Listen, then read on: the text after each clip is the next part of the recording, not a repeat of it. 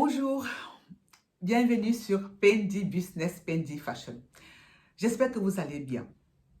Alors, la dernière fois, je vous ai parlé de la composition de votre dossier de candidature et je vous ai parlé des documents à joindre dans ce dossier de candidature. Il y avait notamment la lettre de motivation, le CV, les références, vos photocopies de diplôme et de certificats de travail. Et il y avait aussi, en fait, j'aurais dû rajouter la photo, mais je n'ai pas parlé de la photo parce qu'il y a des entreprises qui demandent à ce qu'on mette une photo dans le dossier et d'autres entreprises ne demandent pas. Voilà. Alors, aujourd'hui, on va parler de la lettre de motivation. Une lettre de motivation accompagne votre dossier de candidature.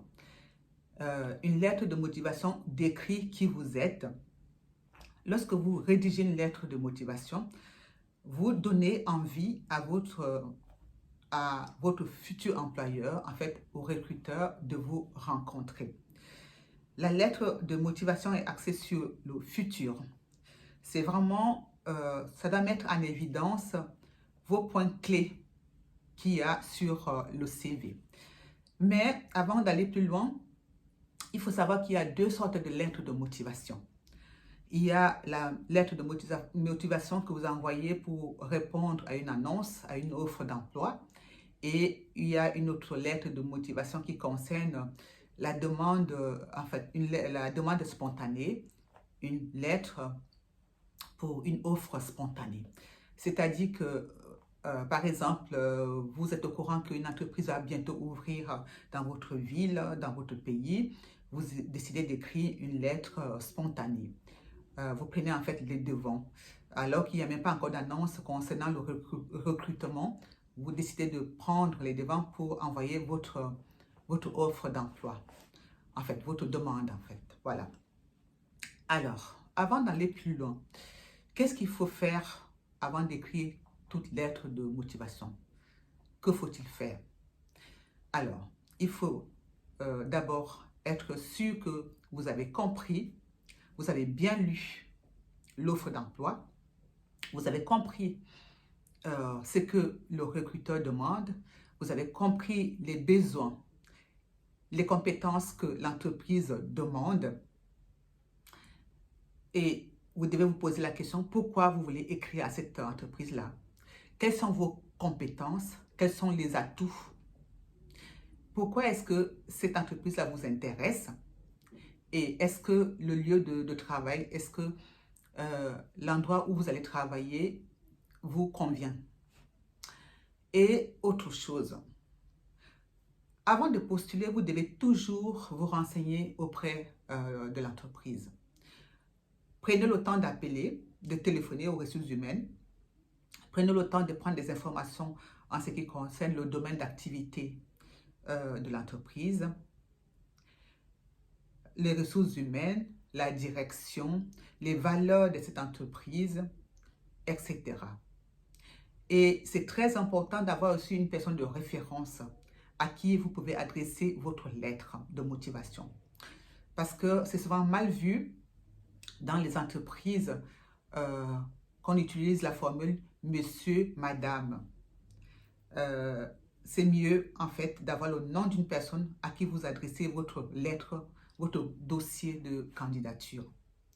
Alors, une fois que vous avez toutes ces informations et que vous avez apprêté votre CV, les photocopies de vos diplômes et les certificats de travail, vous pouvez maintenant vous atteler à la rédaction de votre lettre de motivation. Alors, il faut vraiment faire attention à l'orthographe. Il faut former des paragraphes. Si vous écrivez sur l'ordi, si vous tapez votre lettre en fait, choisissez un caractère assez lisible. Évitez vraiment les fautes d'orthographe et adaptez votre langage à l'entreprise à laquelle vous envoyez votre lettre de motivation. parce que chaque corps de métier a son langage, a son vocabulaire. Faites tout pour adapter votre lettre de motivation à l'entreprise. Alors, maintenant, comment se présente une lettre de motivation? C'est quoi la structure en fait? Le visuel et la structure à suivre lorsque vous faites votre lettre de motivation. Comme je vous ai dit précédemment, il existe deux sortes de lettres de motivation. Premièrement, je vais vous parler de la structure de la lettre de motivation quand vous répondez à une annonce. Vous devez toujours commencer votre lettre par une formule d'accroche. La formule d'accroche vous distingue des autres candidats. La formule d'accroche vient de vous-même. La formule d'accroche, en fait, c'est votre ADN. Et cette formule d'accroche est importante parce que c'est elle qui va donner envie aux recruteurs de continuer à lire votre lettre et aussi plus tard à regarder votre CV. Après la formule d'accroche, vous passez maintenant au développement. Lorsque vous répondez à une annonce, vous devez en fait parler de vos compétences. Il faut que ces compétences matchent avec les capacités, les compétences attendues par l'entreprise. Il faut que ces compétences-là parlent aux recruteurs. Vous devez aussi parler de vos atouts, de vos capacités, de vos expériences passées. Vous devez vraiment, il faut que ça coïncide, il faut que ça concorde en fait avec l'attente, avec les attentes du recruteur, des RH, en fait de l'entreprise. Après le développement, vous passez maintenant à la conclusion. Dans la conclusion, vous devez en fait proposer une rencontre, un entretien, afin d'apporter beaucoup plus de lumière, beaucoup plus de détails sur ce que vous avez mis en fait dans le développement. Pour parler de la lettre, pour parler de vos atouts, pour entrer dans les détails en fait. Parce que pendant un entretien d'embauche, on va entrer un peu plus dans les détails. Ça va permettre aux recruteurs de mieux vous connaître. Après la conclusion, vous passez maintenant à la formule de politesse. Adaptez aussi la formule de politesse à l'entreprise. Et après la formule de politesse, vous n'oubliez pas de joindre donc à votre lettre le CV. Je répète encore, je me répète. Joignez le CV, le certificat de travail ou les certificats de travail, les photocopies de vos diplômes et la photo si ça a été demandé. Maintenant, on va passer à la rédaction d'une lettre spontanée, une offre spontanée. Avant d'écrire cette lettre spontanée, vous avez déjà pris les informations sur l'entreprise, bien évidemment, puisque c'est vous qui optez pour cette forme de lettre-là. Vous devez être sûr de vos capacités, de vos compétences. Parce que c'est vous qui vous devez susciter l'envie chez le recruteur de vous rencontrer.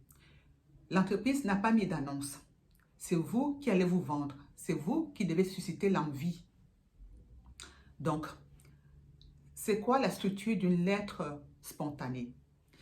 C'est un peu comme la lettre pour répondre à une annonce, mais elle est beaucoup plus étoffée.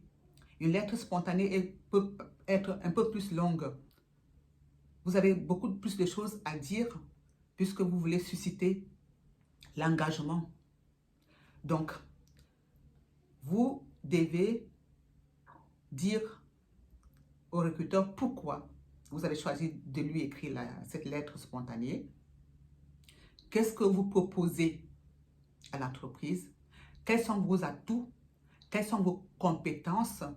Pourquoi vous avez choisi d'écrire, de faire cette demande auprès de cette entreprise? Quelles sont vos motivations? Ça, vraiment, c'est très, très important. Donc, il y a aussi la formule d'accroche qui doit aussi permettre au recruteur de continuer à lire votre lettre. Ensuite, le développement où vous allez écrire, vous allez parler de vous.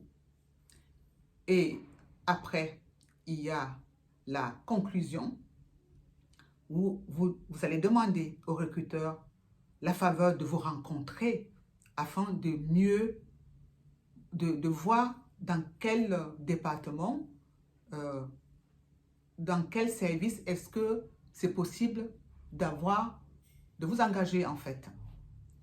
Parce que lorsque le recruteur n'a pas mis une annonce, lorsque une entreprise n'a pas mis d'annonce, ça veut dire qu'on n'a pas besoin de recruter. Mais il peut arriver qu'il y ait des mouvements à l'intérieur d'une entreprise.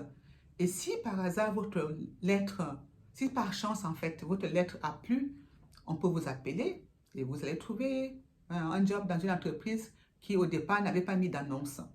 Donc vraiment c'est très important la lettre de motivation concernant, enfin la lettre de motivation spontanée est vraiment à prendre au sérieux. Ce n'est pas facile, mais il faut avoir un vocabulaire riche, il faut savoir ce qu'on recherche, il faut aller droit au but, et il faut susciter l'envie de vous rencontrer. Il faut faire en sorte que le recruteur soit vraiment, en fait, comment on peut dire ça? Qu'il soit pris dans votre lettre, qu'il soit tellement engagé que votre lettre lui plaise et qu'il vous convoque pour un entretien d'embauche. Voilà. Après la conclusion, vous allez aussi mettre la formule de politesse. La formule de politesse, et ça dépendra aussi de l'entreprise. Vous adaptez votre formule de politesse par rapport à l'entreprise aussi. Et comme je l'ai dit précédemment, n'oubliez pas de joindre aussi votre CV, les photocopies de vos diplômes, vos certificats de travail et en fait les références qui se trouvent de toute façon dans le CV. Voilà. Ça, c'est ce qui concerne la lettre de motivation. Sur une prochaine vidéo, je vais vous parler du CV. Parce que quand on parle de CV, ça paraît aussi simple, ça paraît facile, mais un CV mérite mûre réflexion. Donc, je vous dis à très bientôt sur un autre thème, donc sur le thème du CV, comment rédiger son curriculum vitae. Il y a des points à ne pas négliger sur un curriculum vitae parce que ça aussi c'est un document que le recruteur jette un coup d'œil dessus en quelques secondes, en quelques minutes et ça lui donne l'envie de vous convoquer pardon, pour un entretien ou pas. Voilà. Donc c'est un document qui est très très important. Voilà. Je vous dis à très très bientôt. Bye bye.